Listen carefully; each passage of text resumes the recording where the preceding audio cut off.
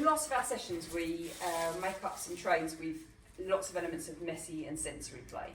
Messy play, we often use food so that it's safe if children are still putting things in their mouths, and the benefits of sensory play are massive. It incorporates every sense for a child, which helps them to learn without even realising that they're doing it. So there's different stages of messy play as well. Here in this tray, which is under the water sea type tray, we've got coloured rice. So this is very dry, it doesn't leave any residue on the hands at all, but it's a really nice sensory experience. It makes noise as you drop it. You can add containers, and often we'll hide things in, so if a child is a bit reluctant to touch it, they might see something and then when they pull it out they find something else within it. Hannah, in your space tray there, we've got a different, exactly the same, it doesn't leave a residue, however it's just really. And you've got different sizes, different colours, so things fall through your hands differently, and like for children who are working on like visual tracking, you can kind of do things from a height and stuff and see if they can follow it and do this, but you can also really stretch the activities as much as you like. So with this one, quite often we do like a matching game where we sort of hide things and children are looking for it and stuff. So yeah, you can add lots of elements to it as well as just toys. The next stage up is where something that you touch is going to leave some sort of residue, so it might be oats or anything that's just a little bit of a step on from the dry. So here we've got some crushed up digestives, that's all they are. You could use Ritz biscuits, you could use cereal like Cheerios and whiz them up in a blender.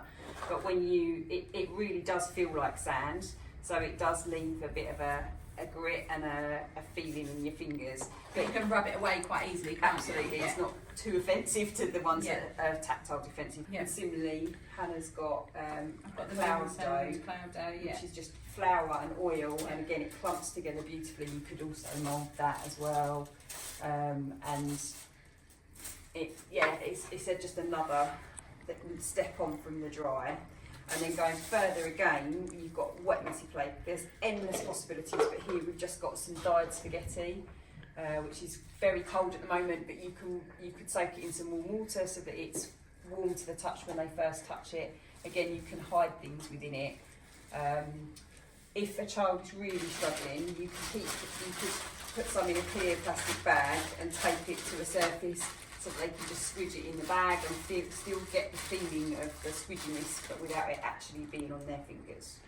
Like if you're at home, you can literally just grab a packet of cereal and put it in, and obviously you've got the squashing of that and the noises that makes, or you can dye your own pasta. You can just use pasta or rice out of a bag. You don't need to make it really colourful. It's just to give them that sensory experience and to explore by themselves, isn't it, and stuff. You've got a nice foam motor one there just to add in at the end there. Just some pipe cleaners that they can push into. These are pool noodles, but again that's our seaweed for the under the water theme. But yeah, really simple ideas that aren't expensive, but add a lovely element of sensory.